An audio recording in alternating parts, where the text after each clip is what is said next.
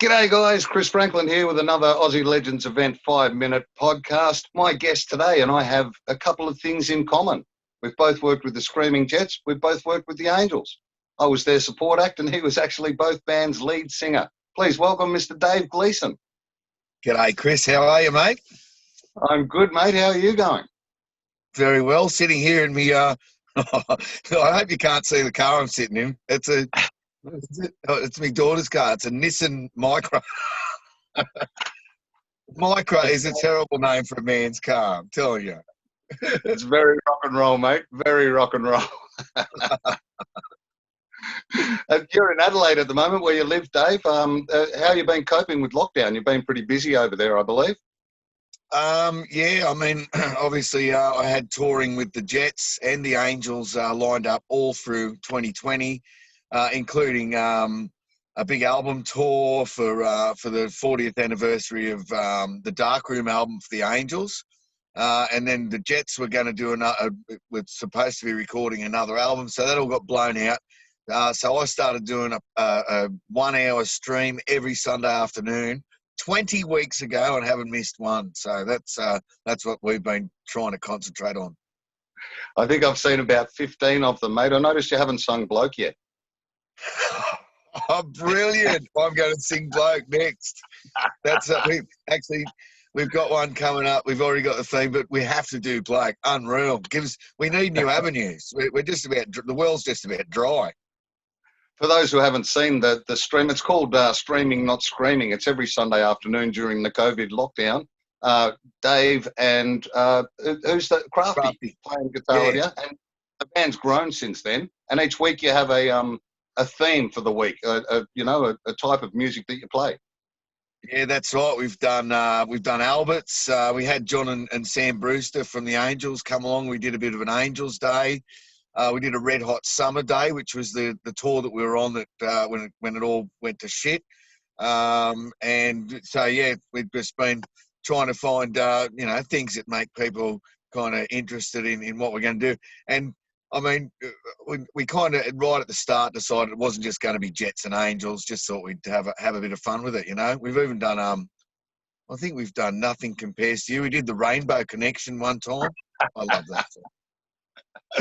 Mate, I noticed for the first few weeks you didn't even sing an Angels or Jets song. It was all covers from other people. No, because I'm a terrible guitar player, so you've got to be careful of the songs you butcher.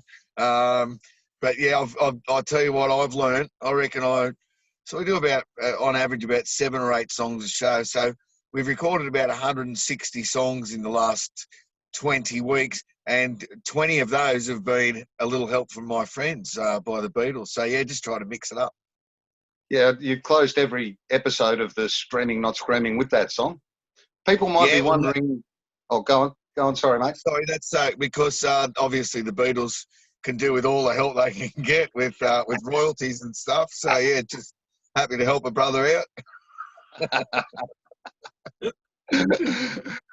Mate, people might be wondering, what's Dave Gleeson doing on the Aussie Legends Events 5-minute podcast? We've had sportsman and comedian for all the other podcasts, but you've actually done a show with me in Adelaide for Aussie Legends Events. Yeah, it was. It's great to do shows from a different perspective. Well, it's great in some ways, but then a bit scary in other ways. But yeah, it was a fantastic show. The crowd had a great time. It was very interactive. We'd like to bring that down here. I noticed on the night, for a fellow with all the stage experience you've got, you were actually shitting yourself when the format of the show was question and answer. It wasn't songs. So just to sit there and get interviewed in front of a crowd, you were shitting yourself. Absolutely. It's certainly, I'm going to say something I say on all the reality shows. I was out of my comfort zone, but it was just part of the journey. Would you be interested in doing them again? The Aussie Legends Events would love to do that type of show, like take it around the country with you. Yeah, look, I've been as time gets on, I mean, I'm 52 now, so I've been writing down a few chapters and remembering a few stories from the day, especially. I mean, when you're kind of on tour, and which was until March 15, 2020. Pretty well constantly throughout the last 10 years at least before that, you don't really sit back and think about the stories, but I've been thinking about some of the stories. And there's some classics. Obviously, I'm only allowed to tell the ones where I'm the brunt of the of the joke, really. But yeah, I'd love to get out and tell some stories and, some relatable things that, because obviously people would have their own conception or their own idea of what goes on in a band and stuff like that. And it'd be nice to tell people that there's, along with all the shenanigans and the chicanery, that there's, some serious lessons that we've learned along the way as well. I'm just hoping, mate, that I don't feature in any, from that tour I did with the Jets, I don't feature in any of your stories. Oh, Tasmania. We finished that tour in Launceston, didn't we? We did indeed, and it was over 3 days. 3 days we'll never remember.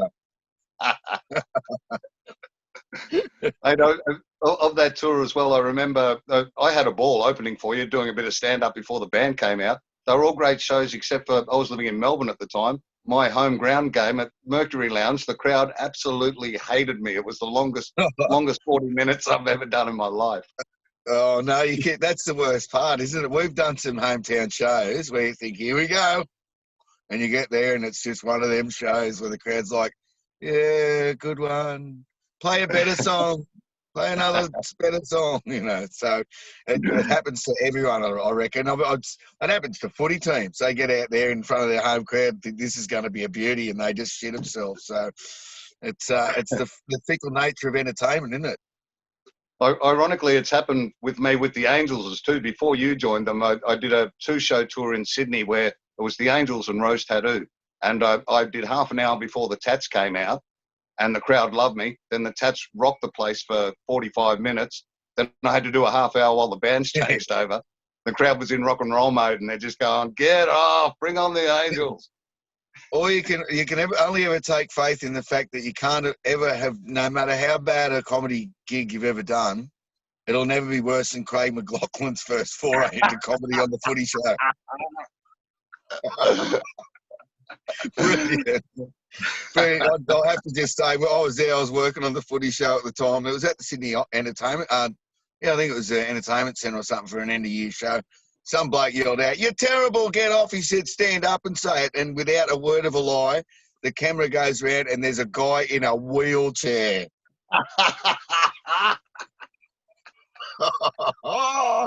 And it went downhill from there.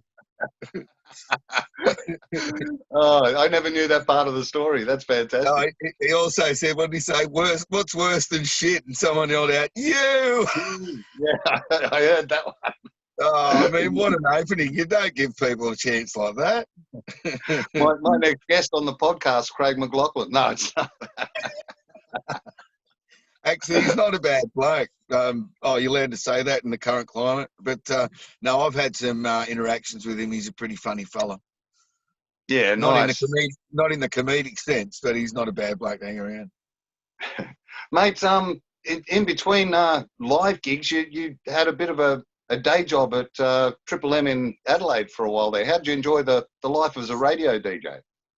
Yeah, I loved it. I mean, I had the first main show I had was Rock of Ages, and that was like the one that was going national.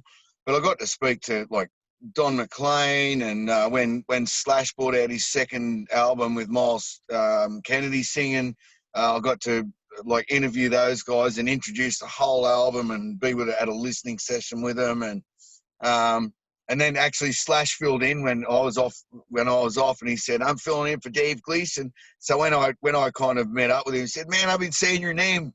I know who you are." And I go, "Oh, sweet, Slash. Well done. I know who you are too." But yeah, Don McLean and just everyone.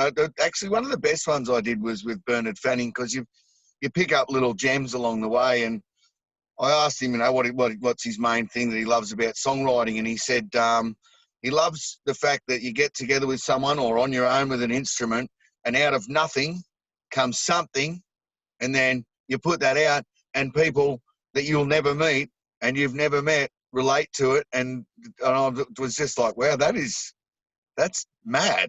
It just comes out of nowhere, So yeah, and just interviewing musicians, and because there's those questions that you hate answering as a muso. So, Better, how long did it take to write that? What is the relevance of how long it took to write anything? And by the way, I didn't write Better.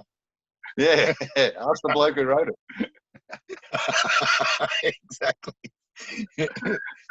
Now, mate, you and I were involved in a project recently during COVID, a song called Stay the Fuck at Home. It went global. So a lot of great Aussie artists have ended up being known globally because of that. That was a bit of a spin out for me. Did that surprise you? Yeah, unreal. Actually, a young, when the Jets were first touring overseas, especially through the UK and Europe, that was probably the most extensive of it. There was a young bloke in England who used to follow us around, him and his mate, and they would come to gigs. They'd take time off work when we were over there and come to all these gigs. They were 18, 19 at the time. And, one of them, young Matthew, said that he'd seen it and didn't realise that I was in it. And, it was very funny to know that someone in England is watching it and going, oh, there's that bloke we used to hang around with. So, I think it's just such a global message. Stay the fuck at home. I mean, yeah, especially in Victoria at the moment. Yeah, mate, I feel very sorry for all you guys and all our Victorian friends. The bulk of the Screaming Jets are in Victoria, aren't they? They are. Scotty's down at Lake Tyers, beautiful part of the world. And Jimmy and Paulie are, around Frangers area, Seaford, somewhere like that. Yep. And actually, Cam, our drummer's just moved up to Byron Bay. No, he's escaped. Anti-vaxxer. No, he's not. He's not. Mate, I could talk to you for hours, but it is called the 5-minute podcast, even though most of them have gone for about 10 minutes. I'm going to have to wrap it up. But folks, there's just another example of the kind of talent we can bring to your sporting club. Just get hold of us on the Facebook page or our website, Aussie Legends Events. Dave Gleeson, thanks very much for your time, mate. Chris, it's been an absolute pleasure, mate. Can't wait to knock the top off a couple of froths with you. Sounds good.